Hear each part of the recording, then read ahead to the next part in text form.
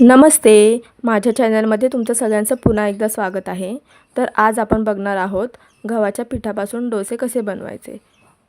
हे डोसे चवीला खूप छान लागतात आणि आपल्यासाठी हेल्दीसुद्धा आहे. 15 मिनिटामध्ये हा डोसा बनवून होतो. चला तर मग रेसिपी आपण चालू करूया.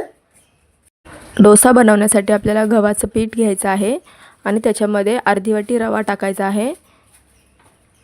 त्यानंतर हळद आणि चवीपुरतं मीठ टाकायचं आहे. नंतर मसाले टाकायचे आहेत.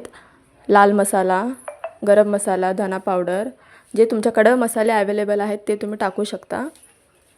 त्यानंतर पाणी टाकायचं आहे आणि व्यवस्थित मिक्स करून घ्यायचं आहे. पाणी थोडं थोडंच टाकायचं आहे, एकदाच टाकायचं नाही आहे, नाहीतर त्याच्यामध्ये पिठाच्या गाठी होतील.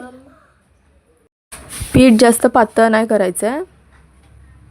10 मिनिटं पीठ आपल्याला भिजत ठेवायचं आहे. फोडणीसाठी टोमॅटो आणि कांदा कापून घ्यायचा आहे. त्याच्यानंतर तेल गरम करायचं आहे. त्याच्यामध्ये जिरे मोहरी टाकायचं, कांदा टाकायचा, कांदा लाल होईपर्यंत परतून घ्यायचा आहे.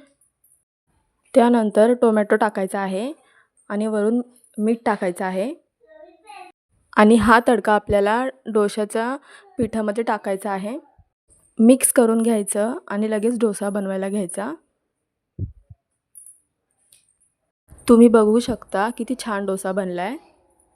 सकाळसाठी हा खूप छान नाश्ता आहे आणि मुलांच्या डब्यासाठी तुम्ही देऊ शकता हा डोसा बनवून.